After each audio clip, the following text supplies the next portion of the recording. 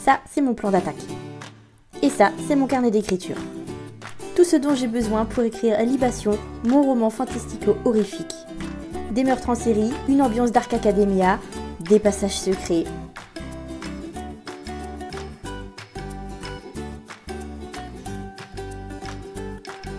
Et ça, c'est mon bordel. Je range un petit coup histoire de partir sur de bonnes bases pour cette toute première séance d'écriture sur ce roman. Et on est parti. Ah, et une petite gorgée de thé en passant, bien sûr. Un petit peu de rangement sur ce bureau où on a des notes sur l'hippopotame des neiges. Ça ne nous concerne pas aujourd'hui.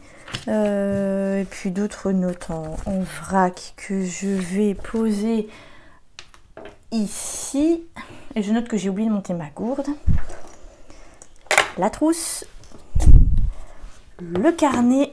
Et peut-être un petit peu de lumière aussi. Parce que vu que le volet doit être ouvert de ça. Oula, vous êtes tout blanc. Je réglerai ça au montage. Étant donné que le volet est pas très ouvert parce que la canicule. Alors. Et donc ouais, la canicule, mais voilà. N'allez pas croire, j'ai travaillé ce matin. J'ai franchi les 12 500 mots sur les 60 000 prévus pour Libation. Je suis super contente parce que j'approche du quart, et à ce rythme, le quart, je l'atteindrai là, jeudi, ouais, à raison de 1000 mots par jour. Vendredi, pardon, à raison de 1000 mots par jour.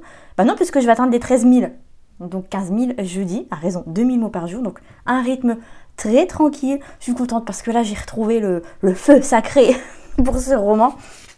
Et donc je filoute beaucoup. Vous allez voir dans ce vlog, je pense que je vais pas mal filouter. J'ai ressorti un vieux bloc-notes.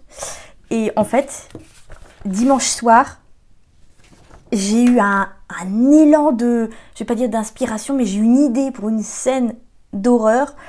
Et là, j'ai une idée pour une autre, donc scène qui est toujours en cours de l'autre côté, mais c'est d'un autre point de vue, donc j'ai pu me permettre une pause.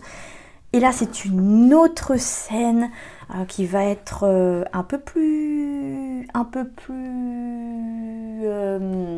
peut-être sanglante. L'autre, elle est plus glauque et un chouïa érotique. Justement, c'est volontaire, c'est fait exprès, tout ça.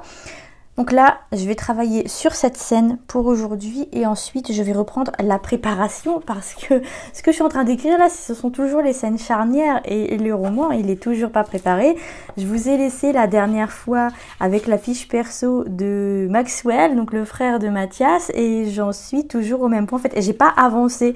J'ai décrit sa situation actuelle et le reste de sa fiche n'est pas fini. Donc on va faire ça ensemble. Si c'est pas aujourd'hui, et ce sera demain. Bon là, cette scène, ce sera ni plus ni moins qu'une tentative de meurtre. Je ne vous dis pas sur qui. Et, ah oui, je vous invite aussi à voter, le lien est dans la description, pour le prénom d'un personnage. Alors, c'est un personnage qui est déjà mort dès le début de l'histoire, donc pas de spoiler à ce niveau. Quand vous découvrirez le roman, quand il sortira, vous ne vous direz pas « Oh mince, mais je savais que un tel, voilà, que Muche allait mourir parce que j'ai voté pour ce prénom ou j'ai vu les résultats du vote, patati patata. » Non, c'est un personnage qui est déjà mort, qui en fait a rédigé un journal. Ouais, parce que moi je kiffe les journaux comme ça, les journaux secrets que d'autres personnages trouvent et tout. Oh là là là là là là. Puis en plus, c'est pas du tout du hasard. Enfin bref, j'ai plein d'idées aussi autour de ce journal. Et peut-être que si j'ai le temps, je l'écrirai pour de vrai ce journal et je vous le proposerai sur le Patreon là pour les petits curieux et les petites curieuses. Mais ouais, vous ne serez pas spoilés à ce niveau. Et donc là, comme je vous disais, c'est une scène de... c'est une tentative de meurtre. Alors déjà, c'est pas très joyeux, mais cette tentative de meurtre va amener à une situation un poil compliquée pour mes deux personnages, au moins le temps d'une nuit. Non, c'est pas ce que vous croyez là pour le coup. Et ça va aussi débloquer des éléments de l'intrigue, un petit peu, je veux dire, je vais pas dire policière parce qu'il n'y a pas de... Il n'y a pas les autorités qui enquêtent, ce sont des élèves, mais le côté enquête, oui, quand même. Donc, j'ai super hâte de continuer à écrire cette scène. Il faut juste que je m'y retrouve un petit peu où j'en suis. Donc, je vais relire ce que j'ai un petit peu mis ici. Et ensuite, on va arriver au reste et on va s'enfoncer, je crois, avec ce roman dans le glauque. Hein. Vraiment, ça va être de pire en pire. Ça va être une montée du glauque.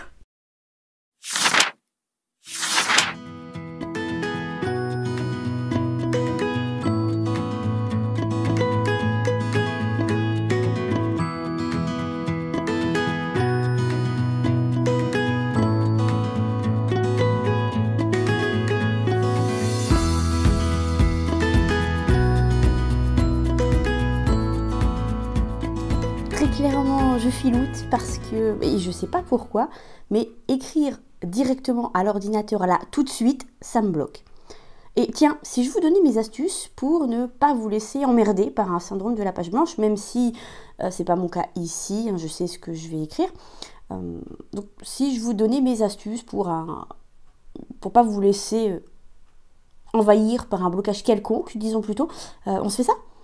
Alors, ma première astuce, c'est de changer de support, tout simplement. L'ordinateur, ça coince pour moi aujourd'hui. Peut-être la plateforme que je teste dans le cadre d'une future vidéo. Peut-être la chaleur. Quoi qu'il en soit, ça coince. Alors, j'en reviens aux bases. Stylo et papier. Pas de compte de mots qui s'affiche. Pas de petite barre qui se remplit. J'ai l'impression d'être libre.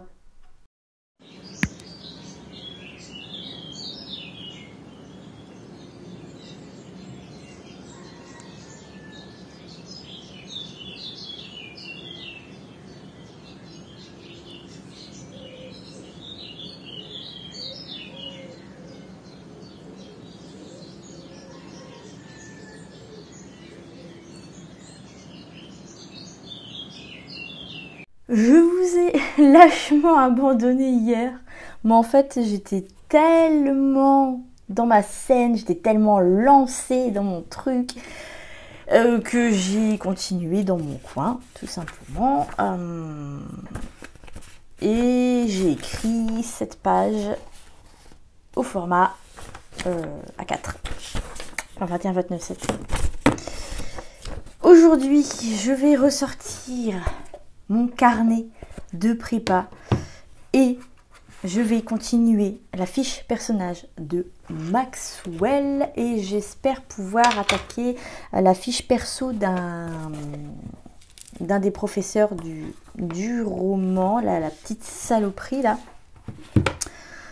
Et demain, si tout va bien, je pourrai attaquer le plan. Oui, oui, ça y est, enfin.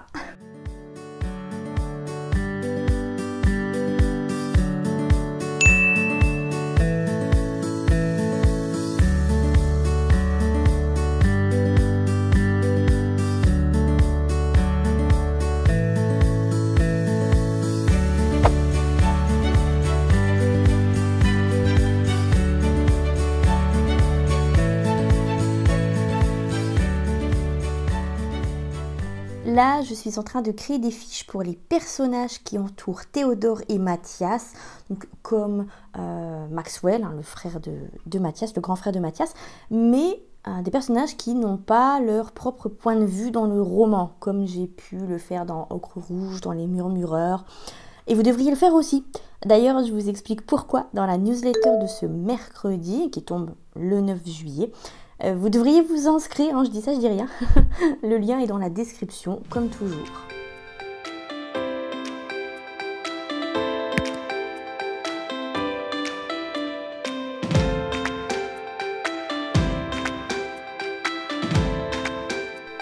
Et ma troisième astuce consiste à écrire une scène qui n'intégrera pas le roman.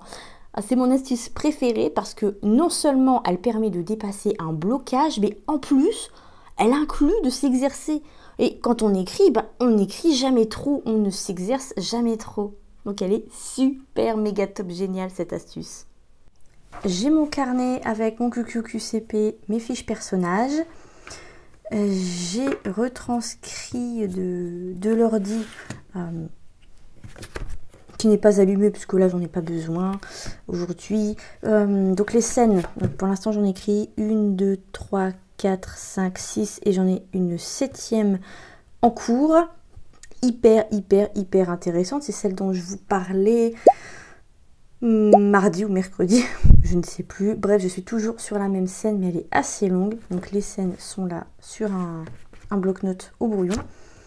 J'ai mes petits post-it, hein, toujours pareil. Je vais utiliser la méthode des post-it, c'est-à-dire que je vais retranscrire ces scènes-là sur le petit post-it, les petits post-it, pardon. Et ça va me permettre de pouvoir les changer de place en fonction de l'intrigue, en fonction de l'évolution de l'intrigue et aussi de l'évolution de mon travail sur l'intrigue, de ma préparation de l'intrigue. Donc là, il s'agit de ce que j'appelle les scènes charnières. Par exemple, le post-it rose, c'est la rencontre de Théodore avec Mathias. Ici, on a Théo, donc toujours Théodore, hein, qui n'aime pas son prénom, c'est Mathias qui l'appelle Théodore. Et au début d'ailleurs ça agace Théo, parce qu'à chaque fois il lui dit bah non, appelle-moi Théo, et l'autre bah non, Théodore. Avoue, donc ici on a Théo qui avoue à un autre personnage avoir des visions.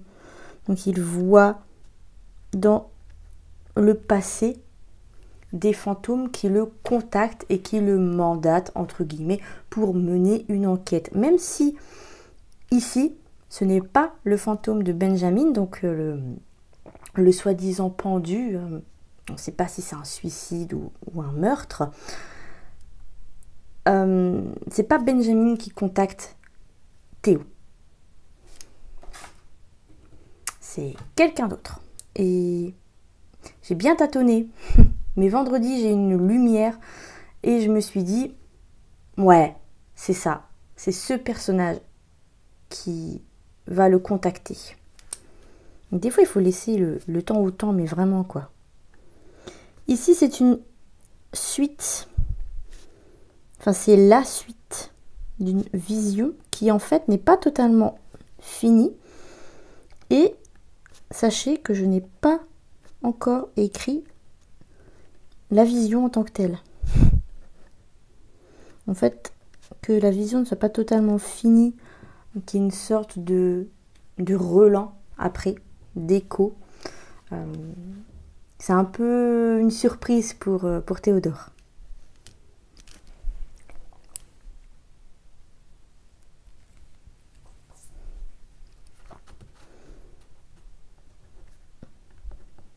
Là, on a une scène que j'ai vraiment galéré, enfin, que j'avais vraiment galéré à écrire.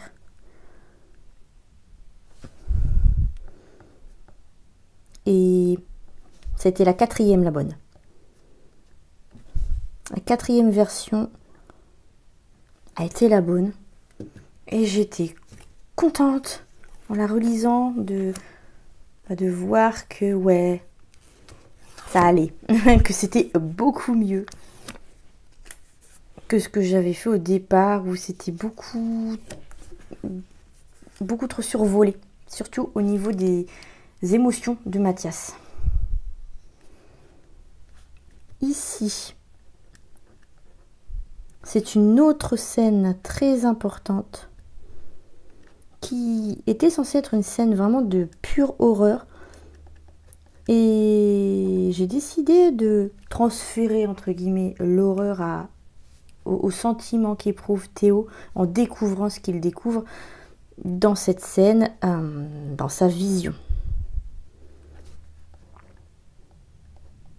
Et accessoirement, cette scène va pouvoir déboucher sur un autre arc.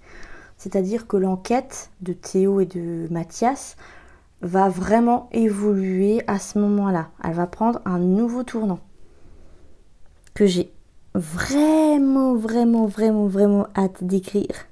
Déjà de préparer.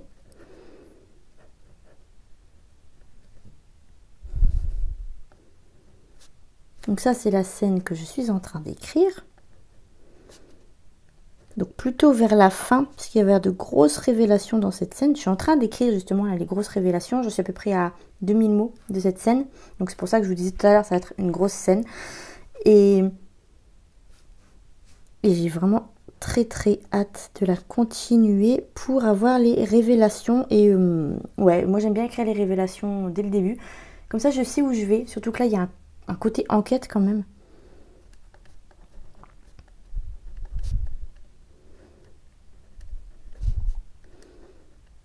Donc le côté enquête, c'est pas mal embêtant quand t'as pas l'habitude d'écrire des enquêtes. Côté mots, vendredi j'ai atteint les 15 000 mots. Et écrire ce roman, mine de rien, c'est un défi de tous les jours. Déjà, c'est mon premier vrai roman avec de l'horreur dedans. Jusque-là, j'avais surtout officié dans des nouvelles. Maintenir l'horreur sur le long terme, c'est très différent. Ensuite, il y a les visions de Théodore. Difficile de rester dans ce flou qui les caractérise, de décrire comme éperpié sans tomber dans la répétition facile. Chaque vision apporte un élément de réponse, mais l'atmosphère globalement reste la même. Et c'est sans doute à ça que tient le problème. J'ai un peu l'impression de m'embourber dans une horreur répétitive, dans des scènes d'horreur répétitives, alors que ce soit de l'horreur physique ou de l'horreur liée aux sentiments de Théodore au fil de ses découvertes, parce qu'il découvre des trucs assez dégueux. Mais je tâcherai d'y remédier dans l'épisode 3 et surtout, j'aurai un tas de choses à vous dire sur l'horreur dans cet épisode 3. Donc abonnez-vous, rendez-vous lundi 14 juillet pour la suite de votre saga de l'été et aussi un peu beaucoup la mienne.